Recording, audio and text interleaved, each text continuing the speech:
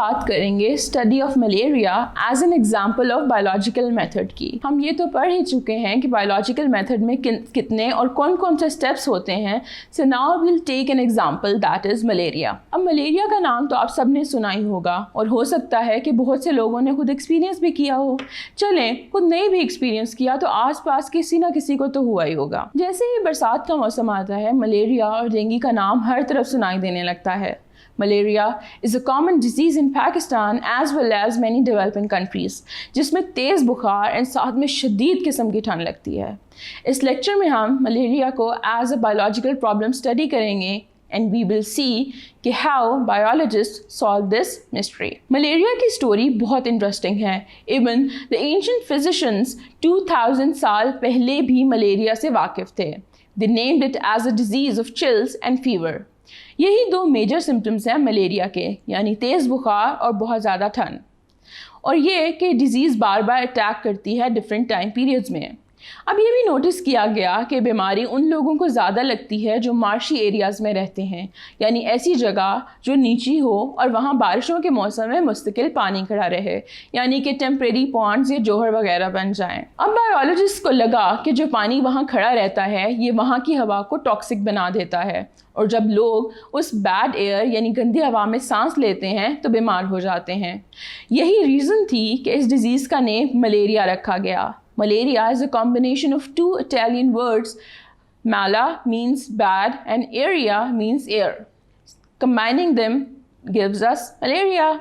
اب کچھ والنٹیئرز نے اس آبزرویشن کو نظر میں رکھتے ہوئے وہ گندا پانی پیا جو وہاں کھڑا رہتا تھا, اینڈ سرپرائز انہیں ملیریا نہیں ہوا. یعنی کہ یہ بات پروو ہو گئی کہ ریزن بیڈ ایئر نہیں ہے. اس ٹائم پہ ڈفرینٹ ٹریز اینڈ ہرب سے بیماریوں کا علاج کیا کامن تھا. 17th سینچری میں جب امریکہ واز ڈسکورڈ تو وہاں سے بہت سے میڈیسنل پلانٹس یورپ بھیجے گئے. There was a tree called quina whose bark, یعنی کہ جو درخت کے تنے کے اوپر ایک لیدری سی کورنگ ہوتی ہے اسے چھال بولتے ہیں اردو میں, was very effective in treating favours. اب وہ اتنی افیکٹو تھی کہ اس کی ڈیمانڈ بہت زیادہ بڑھ گئی یورپ میں, اینڈ اس کی سپلائی مینٹین کرنا بہت مشکل ہو گیا. اس سپلائی کو مینٹین کرنے کے لیے کیا کیا کہ کچھ ڈس آنیسٹ ٹریڈرز نے اس سے ملتا جلتا ایک ٹری جسے سنکونا کہتے ہیں اس کی بارک یورپ بھیجنا شروع کر دی, which proved to be a huge favour for mankind. کیوں؟ Because cinchona bark turned out to be a perfect treatment for malaria.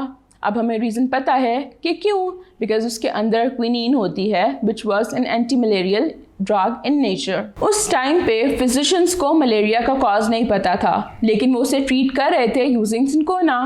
اس کی 200 ایئرز بعد یہ ڈسکور ہوا کہ کچھ بیماریاں ایسی ہیں جو ٹائنی لیونگ آرگینزمس یعنی مائکرو آرگینزمس کی وجہ سے ہوتی ہیں. اس کے بعد یہ سوچا جانے لگا کہ پاسبلی ملیریا بھی کسی مائکرو آرگینزم کی وجہ سے ہی ہوتا ہوگا. پھر 1878 میں ایک فرینچ فزیشین لیورن نے ٹھان لی کہ وہ ملیریا کی کاز ڈھونڈ کے رہے گا. اس نے ملیریل پیشنٹس کے بلڈ کو مائکروسکوپ میں اسٹڈی کیا and he notice some tiny living organisms in there. لیکن اس کی بات پہ کسی نے یقین نہیں کیا انٹل آفٹر 2 ایئرز جب ایک اور فزیشین نے سیم چیز نوٹس کی. اس کے 3 سال بعد for the third time those tiny organisms were reported and finally ان کو پلازموڈیم کا نام دے دیا گیا. لیٹ 19th سینچری میں ملیریا کی بہت سی کازز سجیسٹ کی جا چکی تھیں. اس میں 4 میجر آبزرویشنس تھیں. ملیریا اور مارشی ایریاز کا کوئی نہ کوئی ریلیشن ضرور ہے. کوئنین ملیریا کے اگینسٹ ایک افیکٹو ڈرگ ہے. گندا پانی جو مارشز میں ٹھہرا ہوتا ہے اسے پینے سے ملیریا نہیں ہوتا. اینڈ پلازموڈیم ملیریل پیشنٹس کے بلڈ میں دیکھا گیا ہے. اب ہمیں پتہ ہے کہ سائنٹسٹ کے پاس جو آبزرویشن ہوتی ہیں ان کی بیسس پہ کوئی نہ کوئی ہائپوتھیسس بنایا جاتا ہے. اب ملیریا کے کیس میں جو ہائپوتھیسس بنایا گیا وہ یہ تھا کہ plasmodium is the cause of malaria, یعنی they believed that malaria plasmodium کی وجہ سے ہوتا ہے. اس سٹیج پہ سائنٹسٹ کو نہیں پتا تھا کہ ان کا ہائپوتھیسس ٹھیک ہے یا غلط, but as per the rule of biological method وہ اپنے ہائپوتھیسس کو کریکٹ کنسیڈر کرتے ہیں اینڈ ڈیڈکشنز نکالتے ہیں. اب اس کیس میں جو ڈیڈکشن کی گئی وہ کچھ یوں تھی. If plasmodium is the cause of malaria, then all the persons suffering malaria should have plasmodium in their blood.